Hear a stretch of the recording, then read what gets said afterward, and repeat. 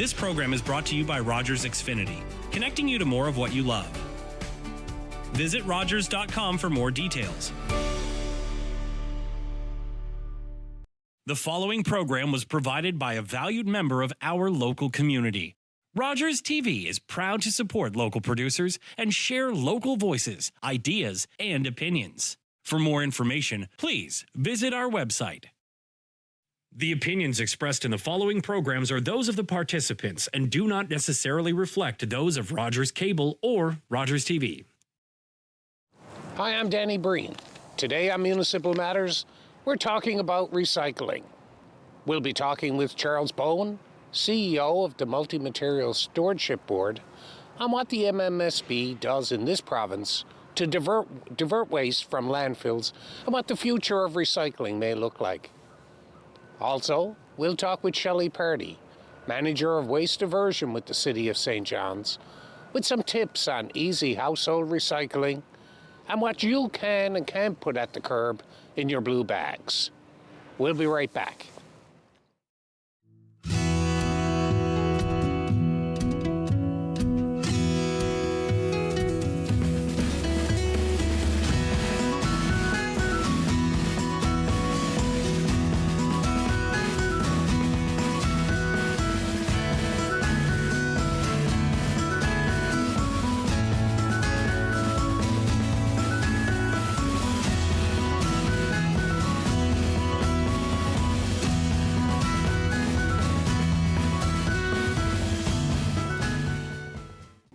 So beginning our discussion on sustainability and recycling this evening, we're joined by Charles Bowen, CEO of the Multi-Materials Stewardship Board. Charles, thanks for joining us. Glad to be here. So tell us a little bit about the Multi-Materials Stewardship Board and how it helps municipalities and residents in recycling. Sure thing. Well, the MMSB was created in 1996, so we've been around for quite a period of time. We're a Crown corporation. We generate all our own revenue through the deposit on the beverage containers and tires. And our mandate is to promote sustainability in waste management in the province. And we do this through our recycling programs, and we put a lot of effort into public education as well. And I guess that's where we have our greatest engagement with municipalities, is through our public education and awareness campaigns. So Charles, what are some of the key programs that MMSB has implemented to assist in waste reduction and recycling? Well, Mayor, since our MMSB was established 27 years ago, our suite of programs and services has grown. Our initial program, the used beverage container recycling program, is our flagship program. It was the first deposit refund program in Newfoundland and Labrador. And we're very proud to say that we've surpassed a goal, or reached a new goal this year, of 4 billion cans and bottles, used beverage containers, being recycled in Newfoundland and Labrador. We also have our tire program, which we've operated since 2002. And through that program, we divert over 500,000 tires each year in Newfoundland and Labrador. And we're again proud to say that since June 2023, all of our tires are being recycled here in the province at Coastal Tire Recycling at CBS. So we're very proud of that. Yeah, so one of the core services, of course, of municipalities and cities like ourselves is waste management. What kind of programs do you have that work in conjunction with cities and municipalities to manage their waste effectively? Sure, and actually through those programs, we divert material that's going to the landfill. So by taking your used beverage containers, taking your tires, and separating those and diverting those to recycling facilities, we're actually reducing the amount of material that's going into municipal landfills. Likewise, we have extended producer responsibility programs, and that's programs that are run by industry, where the producers and the manufacturers are responsible for the life cycle management of the products that they produce. And we're very proud that since 2012, we had 3 of those programs, electronics, used oil, glycol, and waste paint. And again, those programs divert material that would normally end up in the landfill. So tell us a bit more about how extended producer responsibility programs, how do they work? Sure. So we identify a need, such as the need to recycle electronics. There are industry programs being run in all other provinces as well. And in the construction of those programs, the industry or the producers themselves establish a organization or association to represent them. And they come to each province and they identify that they want to establish a program. And they put in place a stewardship program which is approved by the board of directors of MMSB, and we oversee on their behalf to ensure that they're meeting their targets for recycling. So we talked about communities and how communities are impacted by the work of MMSB. How about businesses that operate in our province? Sure, and as it comes to businesses, a lot of the recycling and waste management that occurs for them is done through private enterprise. But we actually have a program where we seek out interest from business and from business associations who are interested in developing innovative new tools or techniques or approaches to improve waste management in the province, and we provide them with funding to develop their ideas. So we're always looking for ways that we can encourage more people to recycle, whether it's businesses or residents. Why do you feel that there's still a hesitancy for some people to recycle in the province? I think years ago I would have said that the reason that people don't recycle rests more with awareness or convenience. But today, I think we see the effort to recycle everywhere. We see it at home. We see it at our place of work. We see it in institutions and facilities that we frequent. So I think that awareness is there. The convenience, I think we've improved dramatically. You can do recycling through our 54 green depots that are located throughout the province. The providers of the electronics program or used oil, you can return your products through the retailers. You can go to your transfer stations or your waste recovery facilities. So there's lots of opportunity to people do it as well. I think the challenge that we're facing today is people believe that what they're doing doesn't make a difference. Right. And I think that's the focus that we need to place, is that your small actions have big impacts, and that continued recycling and continued effort on removing those materials from our landfill is going to have a long-term impact for all of us, both as taxpayers and as citizens. So in terms of the longer term, where do you see waste diversion going in our province into the future? I see the opportunity for more extended producer responsibility programs. I think there's a great opportunity. We see that in other jurisdictions in Canada, things such as household hazardous waste, things like batteries, light bulbs, mattresses, et cetera, et cetera. So we see a change globally where there's a greater emphasis on extended producer responsibility programs. We see that as a trend, and that having producers be responsible for the materials that they put into the marketplace and looking after the life cycle management, including recycling, I think is best not only for the environment but also for taxpayers as well. So that's important information, because I think one of the things you hear from residents and from individuals is, how can I participate in this? How can I ensure that we're recycling more? What suggestions would you have to individuals? Sure. I think the success going forward rests with one action. I think we need to simplify it. Let's keep it simple. Grab a blue bag. Put something in the blue bag. It can be a beverage container, it can be a piece of cardboard, it can be a plastic container that you've had in your house. The moment that you've picked up that blue bag and you've started putting material inside of it, you become part of the solution and helping address the problem. Well, Charles, thanks very much for joining us, and thank you for the work that MMSB does in our province and in our community to assist with waste diversion. We'll be right back. Every year, it gets easier to see just how real climate change is. It's time for us to make better choices and take action. By recycling more at home, we make a world of difference, one blue bag at a time. We keep waste out of landfills, and we extend the life of precious natural resources. We all have a role to play, which is why MMSB is partnering with communities across the province to increase recycling at home. Join the curbside revolution. Learn more at recycleathomeml.ca.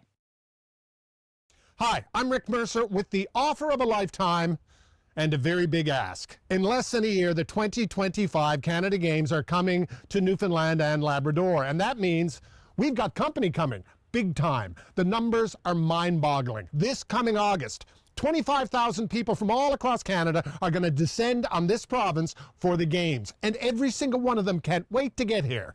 They've heard good things, so we need to ensure they have the time of their life, the games of their life. As a province, we've got to knock this one out of the park. So here's the ask. We need you to represent Team Newfoundland and Labrador at the games. We need 5,000 volunteers, all ages, all skills. You would not believe the jobs that need to be filled, the experience you will get, the friends you will make. To make these games work, there are so many moving pieces, but the most important piece, the final piece, the mission-critical piece is you. Visit the website, join the team.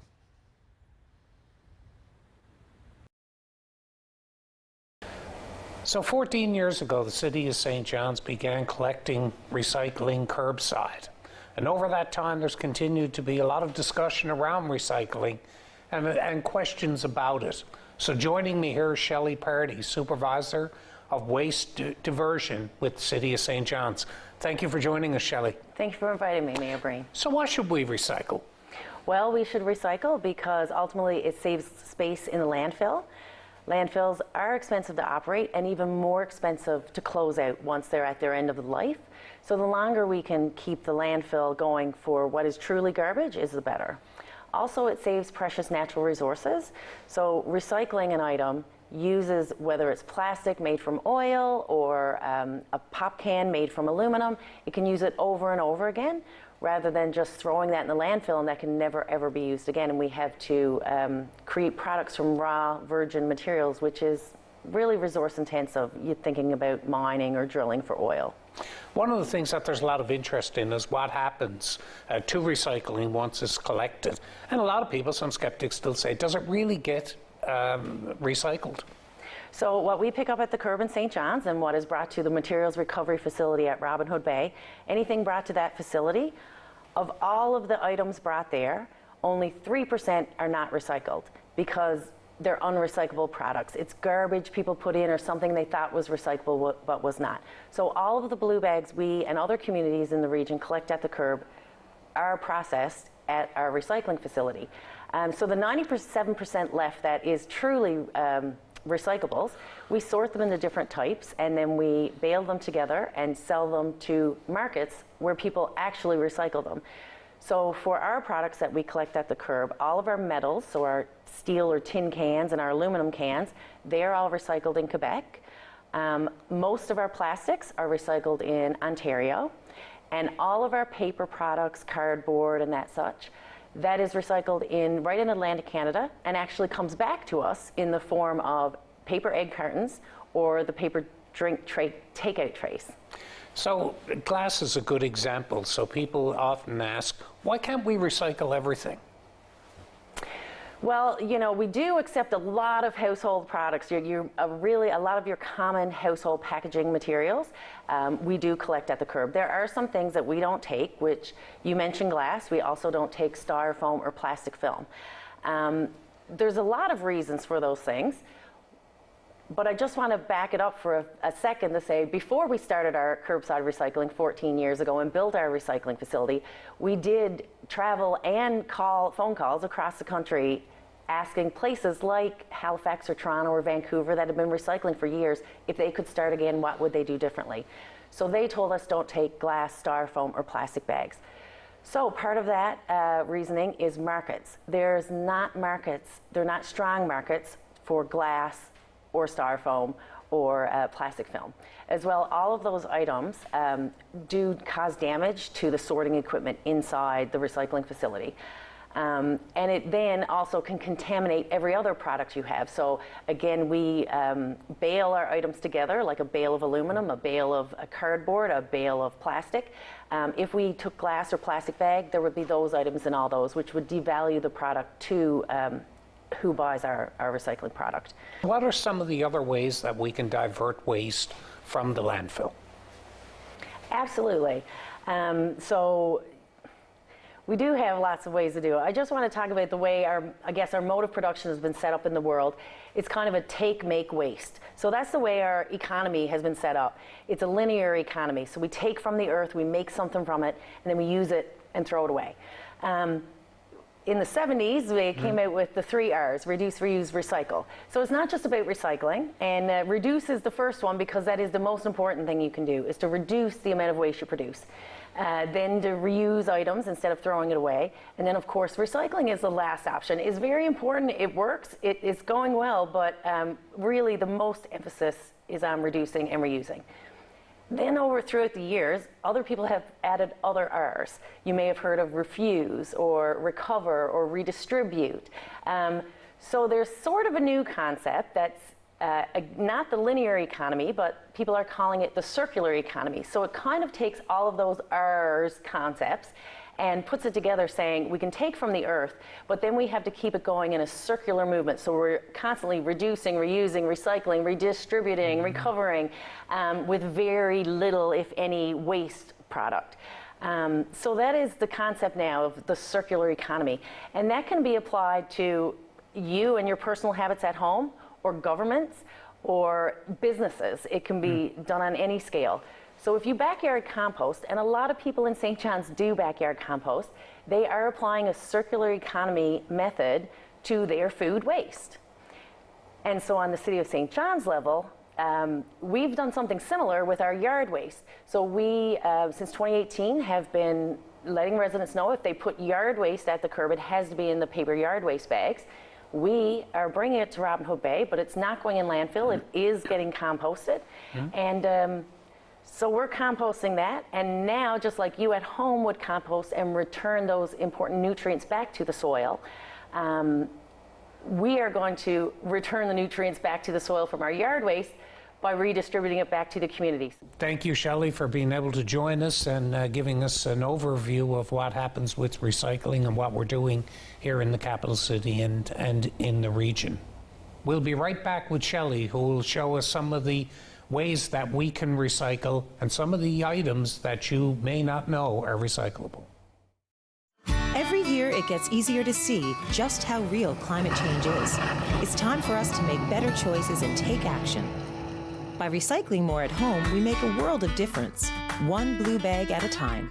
We keep waste out of landfills, and we extend the life of precious natural resources. We all have a role to play, which is why MMSB is partnering with communities across the province to increase recycling at home. Join the curbside revolution. Learn more at recycleathomemnl.ca.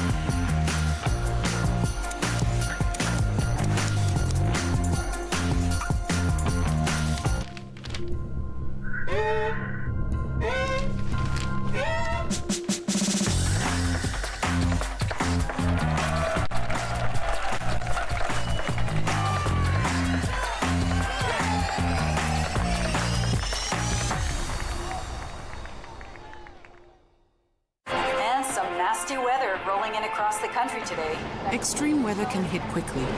Because of climate change, high-risk weather is becoming more common and severe across Canada. 1 in 3 Canadian adults have experienced a major weather-related emergency or disaster. Know the risks in your area and learn what actions you can take.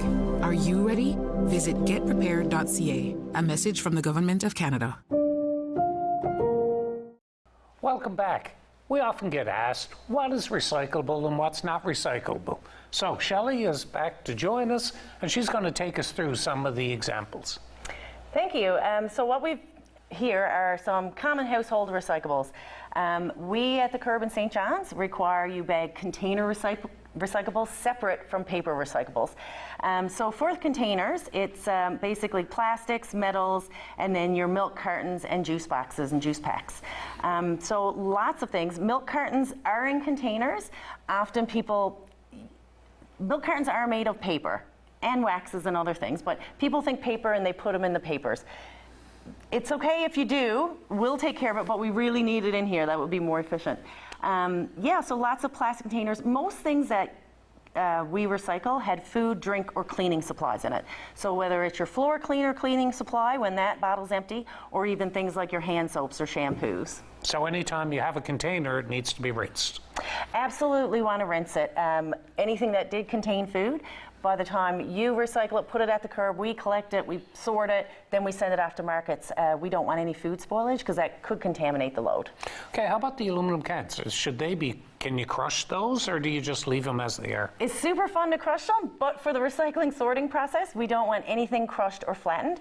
So when your blue bags come to the recycling facility, we essentially rip open all the blue bags and throw them onto a conveyor belt. And as the conveyor belt goes by, there's different staff people who have to pick up the items off the conveyor belt and put them in the correct pile. So when a aluminum can is crushed or when a milk carton is flattened, it becomes really difficult to pick that up off of the line as it's going by when you're wearing the big, heavy protective gloves. So if you can, we really want it to remain whole. So when we come to the paper, so you have a bag for you to keep your paper products in. Is there some paper products that aren't acceptable? Not really. Most are, but when you look at anything that has sort of a lining in it, so there's a great question. I'm just going to sort of jump ahead a little bit to our do not. So, you know, takeout cups are made with paper, but there's a wax or a plastic lining in them. Yeah. So that's sort of a paper product that's not. Same thing, you'll get sort of flavor packs in things you order, and it looks like a paper thing, but inside it's a lining of a metal. So they're mixed products, so we can't recycle them. I know the chip bags aren't allowed in because my wife corrected me last night. Just last night, hey? Yeah, no, she's absolutely right. Be sure to tell her that. So for paper products, mostly, everything can be recycled. Again, if there's some food, so this is just from a takeout spot. It's made of paper, and it can be recycled. I just wiped a little bit of the sauce that was on it. But the things that can't be recycled that we often get asked about, glass, people ask about glass, you know, a Ziploc bag, or this had bread in it, or vegetables and stuff like that. None of that can currently be recycled. But there may be good news for you. There is something called Extended Producer Responsibility, or EPR, that is sort of in place in some places in Canada. Extended Producer Responsibility for paper packaging, paper products and packaging, sorry. And with that, it's been in BC for a few years, brought into Ontario last year, and into New Brunswick earlier this year. It's making inroads in other provinces, and we're looking at it and talking about it here in Newfoundland and Labrador. So what that does is it makes the producers of the products and the packaging responsible for their proper disposal or recycling. So in some other places in Canada where this has come in, the producers are responsible for the disposal of their packaging, not necessarily just what we accept for recycling now. So, but over time, I mean, there are being products that weren't recyclable, and that now they've been replaced by packaging that is recyclable. So in case of straws, for example, they used to be plastic straws, now we have paper straws in a lot of cases. Absolutely. I thought I did have a paper straw here as well. If you use the paper straw, so the wrapping on the paper straw, you can throw in with your paper recycling. Right. But now with the straw, when you use it, even if you throw it in the garbage, it will break down better, the paper straws, than the plastic ones. Okay. Yeah, so, but yeah, if you get a paper straw from somewhere and you don't use it, you can throw that right into the paper recycling as well. So the other thing to remember is that we have an app that we use that you can also access to get information on recycling. So people should download the Curbit app? Absolutely. So we have an app for Apple and Android called Curbit St. John's. And as well, we have a website, curbitstjohns.ca. On both the app and the website, you can search the Waste Wizard. So we do have recycling information there that you can see pictures of products, but we can't possibly put every single product on our website or on a piece of paper. So we have a search function called the Waste Wizard, where you can type in what you're looking for, and then we give you the result of how to best dispose of it. So whenever you have anything in doubt, you can check your app first and then see what can be done. Absolutely. Well, Shelley, this has been great, and thank you for the information. And of course, if anybody needs any further information, they can check our website, and they can also make sure you download the app so that you have that information at your fingertips. That's it for now. Thank you very much. Recycling at home is one of the easiest ways to help protect our environment. Believe it or not, a lot of what we're throwing away in Newfoundland and Labrador can actually be recycled instead of sent to the landfill. And since you're already throwing it to the curb, the only difference is the color of the bag it's going in. So let's break it down. What can you put in your blue bag? For starters, boxboard, cardboard, paper bags, newspaper, toilet paper rolls, the majority of cardboard and paper products can be recycled curbside. A lot of metal and plastic containers are also accepted. Aluminum pie plates, soup cans, plastic food trays, shampoo bottles, butter tubs and lids, laundry detergent containers, and milk cartons are just a few examples. But remember, some items are not accepted in your blue bag. Placing items like glass containers, coffee cups, tissue, wrapping paper, and styrofoam may cause your bag to be left behind. To ensure your recyclables find a second life, you should also ensure they are free of liquids, garbage, or food. And that's it. You just leave it right there at the curb. We all have a part to play. Join the curbside revolution. Learn more at recycleathomενl.ca.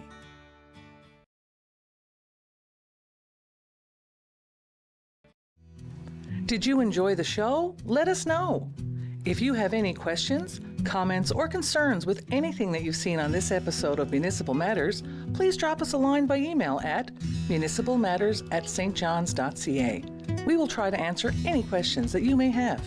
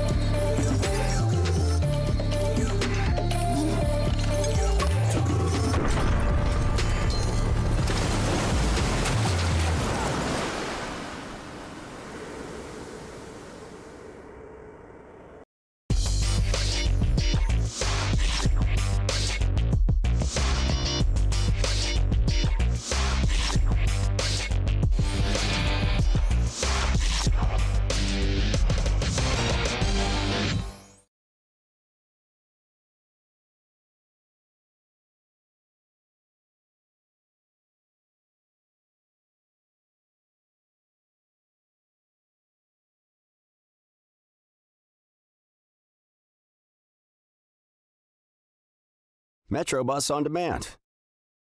Fast, affordable transportation at the tap of a button. Visit metrobus.com/book-a-ride for details.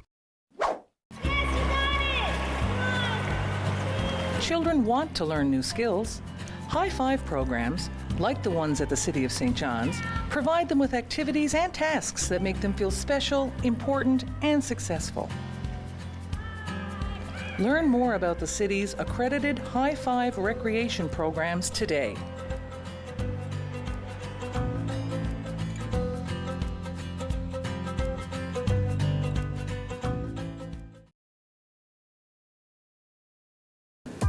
We want to hear from you.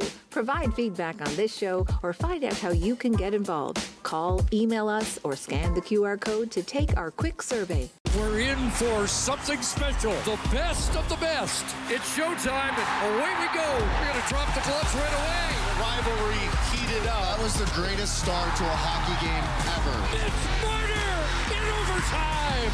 McDavid scores! Look at that. What a goal. Oh, Bennington game saver. Connor McDavid scores for Canada. Best on best, and still the best.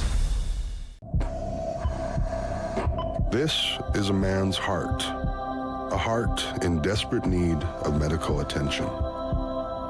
But because 78% of Indigenous people experience racism in healthcare, he may not get the help he needs.